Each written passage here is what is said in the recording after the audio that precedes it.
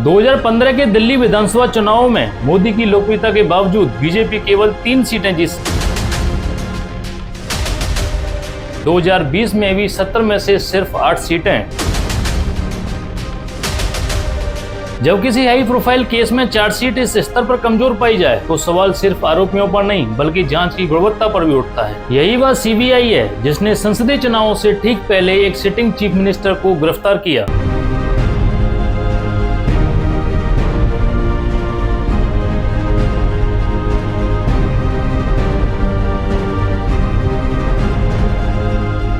अदालत ने अपने ऑर्डर में एक क्रूशियल ऑब्जर्वेशन दर्ज की।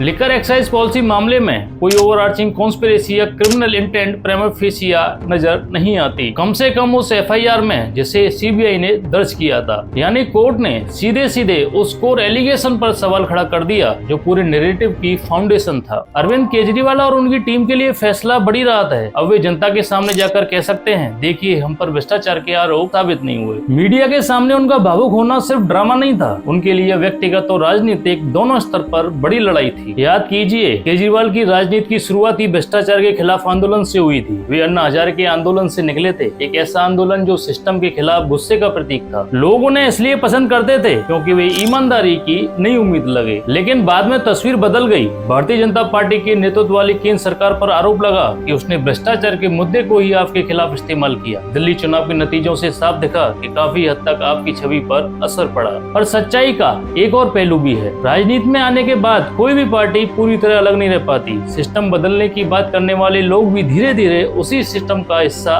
बन जाते हैं। आपके साथ भी कुछ ऐसा ही हुआ। जो पार्टी बदलाव की मिसाल थी उस पर भी पॉलिटिक्स एज यूजुअल के आरोप लगने लगे। सवाल सीधा है, क्या आप फिर से वही एंटी करप्शन वाली इमेज मजबूत कर पाएगी? क्या वह खुद को सच में सिस्टम से अलग दिखा पाएगी? कोर्ट ने रास्ता खोल दिया है, अब अगला कदम राजनीति को तय करना है। कई समर्थकों का मानना है कि वही सिस्टम जिससे लड़ने का दावा करके अरविंद केजरीवाल राजनीति में आए थे, आखिरकार उसी ने उन्हें घेर लिया। पिछले कुछ वर्षों में राजनीति ज्यादा आक्रामक और निर्दयी होती दिखी है। नैतिकता की बात पीछे छूट गई और चुनाव जीतना ही सबसे बड़ा लक्ष्य बन गया। कैसे जीता यह सवाल अक्सर पीछे रह गया। सच्चाई यह है कि केजरीवाल और आम आदमी पार्टी लंबे समय तक भारतीय जनता पार्टी और प्रधानमंत्री नरेंद्र मोदी के लिए बड़ी चुनौती रहे हैं। 2015 के दिल्ली विधानसभा चुनाव में मोदी की लोकप्रियता के बावजूद बीजेपी केवल 3 सीटें जीत सकी। 2020 में भी 70 में से सिर्फ 8 सीटें। इन नतीजों का असर सिर्फ विधानसभा की सीटों तक सीमित नहीं था, ये संकेत थे और वो भी ऐसे जो राजनीतिक तौर पर गहरे चुभते हैं। 2025 का चुनाव कई लोगों की नजर में उन हारों का जवाब था।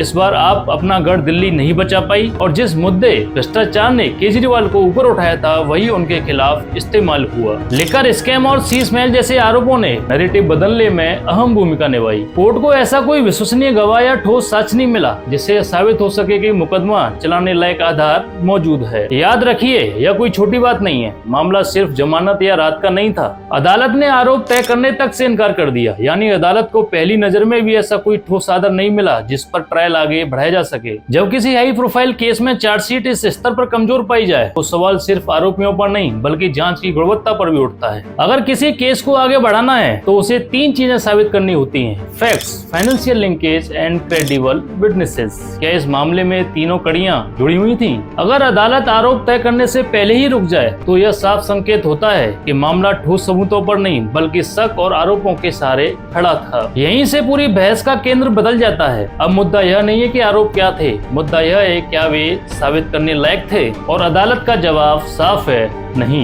यही बात सीबीआई है जिसने संसदीय चुनावों से ठीक पहले एक सिटिंग चीफ मिनिस्टर को गिरफ्तार किया। उस समय भारतीय जनता पार्टी ने एक बड़ा नैरेटिव बुना कि अरविंद केजरीवाल सबसे बड़े फ्रॉड हैं। लेकिन अब जब अदालत ने चार्जशीट को ही आरोप तय करने लायक नहीं माना तो सवाल यह भी उठता है, क्या जांच एजेंसियों को पहले से अंदाजा नहीं था कि मामला अदालत में टिकेगा नहीं? आलोचकों का तर्क है कि अगर ऐसा था तो फिर कार्यवाही कानून और संविधान से नहीं बल्कि राजनीतिक निष्ठा से संचालित हुई। अब स्थिति पलट गई है। अदालत ने यहाँ तक संकेत दिया कि क्या इस केस के लिए जिम्मेदार अधिकारियों के खिलाफ कार्रवाई होनी चाहिए। यह टिप्पणी मामूली नहीं है, यह सीधे जवाबदेही की बात करती है। इस फैसले से केजरीवाल को कितना राजनीतिक लाभ मिलेगा यह अभी स्पष्ट नहीं नहीं है, लेकिन एक बात साफ है, पूरे विपक्ष के पास अब एक ठोस और विश्वसनीय तर्क है कि केंद्र सरकार पर केंद्रीय एजेंसियों के दुरुपयोग के आरोप यूं ही नहीं लगते। यह मामला विपक्षी दलों के लिए साझा मंच बन सकता है। वे इसे जनता के सामने निष्पक्षता और संवैधानिक मूल्यों के मुद्दे के रूप में रख सकते हैं। कुछ लोग तो यह भी कह रहे हैं कि एजेंसी के खिलाफ आपराधिक मामला दर्ज होना चाहिए, ताकि भविष्य में किसी भी अधिकारी या संस्था को राजनीतिक विरोधियों को फर्जी या कमजोर मामलों में घेरने से पहले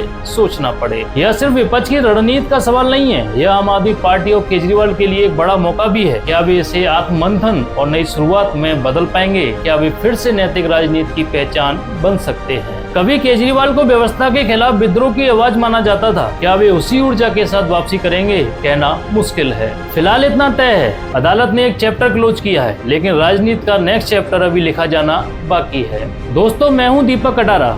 अगर आप भी मानते हैं कि एनालिसिस क्लियर और ऑनेस्ट होने चाहिए, तो इस वीडियो को लाइक करें, चैनल को सब्सक्राइब करें और इसे ज्यादा लोगों तक पहुंचाइए। आपका एक शेयर मीनिंगफुल डिस्कशन शुरू कर सकता है। मिलते हैं नेक्स्ट एपिसोड।